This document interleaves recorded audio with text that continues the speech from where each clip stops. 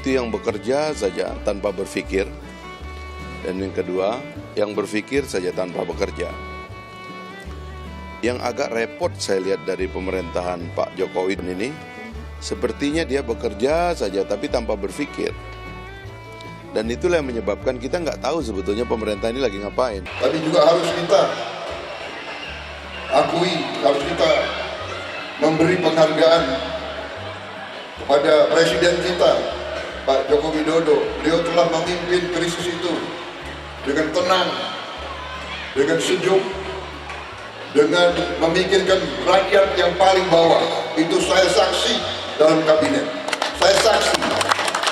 Marilah kita sebagai bangsa, sebagai umat Islam, berani untuk menghargai orang yang benar, menghargai kebaikan, menghargai prestasi. Apapun kemungkinan kita punya perbedaan-perbedaan di masa lalu. Kita patut bersyukur bahwa di tengah-tengah krisis, di tengah-tengah resesi, Indonesia di kuartal kedua masih tumbuh 5,44%. Ini wajib kita syukuri. Kita termasuk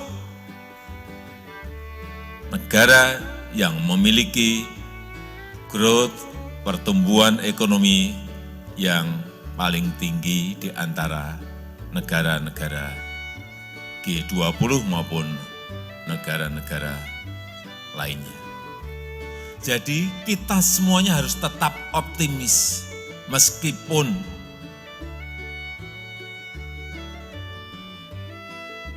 lembaga-lembaga internasional menyampaikan bahwa tahun ini sulit, tahun depan akan gelap. Silahkan negara-negara lain. Negara kita harus tetap optimis. Dan minggu yang lalu, Managing Director-nya IMF mengatakan bahwa Indonesia adalah titik terang di tengah-tengah kesuraman ekonomi dunia. Saya bisa cerita sedikit.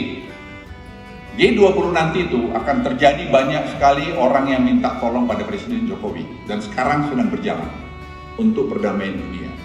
Kebetulan saya salah satu yang membantu itu. Negara-negara yang kita lihat super besar itu minta tolongnya itu Presiden Jokowi. Mereka ngirim utusannya ke saya untuk saya ngatur gini. Tukang kayu loh, saya suruh. Yes, this is a mystery of life. Kita jangan pernah meremehkan orang. Jangan pernah. Pak Jokowi itu bilang 3 kali Pak Luhut, saya itu digusur di bantaran kali Solo. Jadi orang jangan ngajarin saya soal kemiskinan. Saya ngalamin sendiri.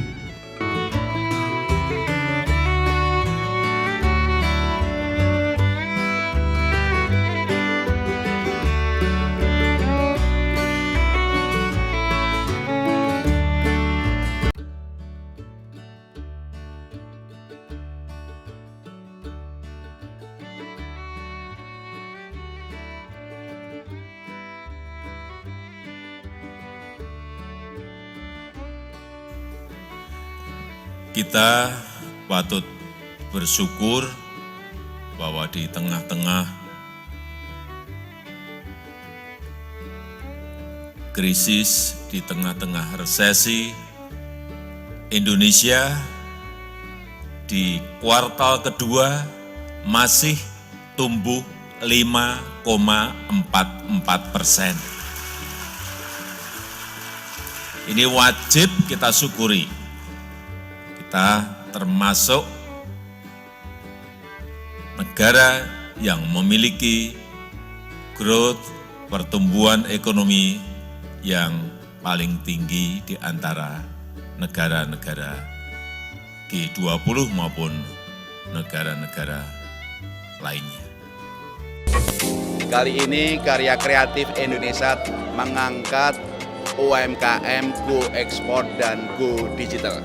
Ini adalah sebagai tindak lanjut arahan Bapak Presiden dan Ibu Negara agar UMKM kita itu bisa kita angkat, tidak hanya bisa nasional tapi juga secara global dan bahkan masuk platform digital. Ada 370 UMKM dari Bina Indonesia yang kami pilih dari 898. Mereka adalah sangat memberikan produk-produk yang premium dengan harga yang pengrajin. Oleh karena itu kami senang dengan Bapak Presiden dan insya Allah masyarakat akan membludak ke pameran selama 3 hari ini. Jangan lupa, tidak hanya pameran tapi juga setiap hari akan ada fashion show dan juga banyak kuliner. Terima kasih Bapak Presiden dari Ibu Negara, dan inilah wujud nyata Bank Indonesia untuk berkontribusi nyata bagi perekonomian nasional. Semuanya sudah disampaikan secara jelas dan gamblang oleh Bapak Gubernur Bank Indonesia. Oleh sebab itu, dengan mengucap Bismillahirrahmanirrahim, Karya Kreatif Indonesia yang diselenggarakan oleh Bank Indonesia pagi hari ini saya nyatakan dibuka. Ngobrol tentang tenun batik Tuban itu kok bagus. Akhirnya sama Bapak saya perlihatkan, saya buka batiknya, bagus, dicobain begini, seneng Bapaknya, alhamdulillah dibeli. Terus Ibu suka dengan tas daun agelnya, langsung dipakai oleh beliaunya dan dibeli juga. Aku koyok mimpi, Mas.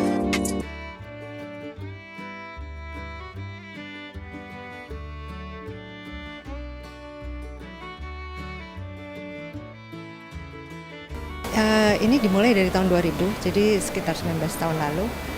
Jadi ini keramik dengan bakaran tinggi, jadi dengan pembakaran 2 kali. Saya juga udah mendapat pelatihan dan juga ekspor ke beberapa negara juga, ada beberapa negara. Craft ini kan baru ada lagi nih setelah dua kali nggak ada. Jadi sih ya ini kami excited. Kemarin ini sempat agak was-was juga, takutnya ramai atau enggak ya gitu. Tapi ya mudah-mudahan dengan hype-nya yang seperti ini sih, mudah-mudahan ini jadi apa ya, jadi naik lah gitu ya. Ya, ada songket, ada ulos, banyak yang saya bawa dari kota Medan.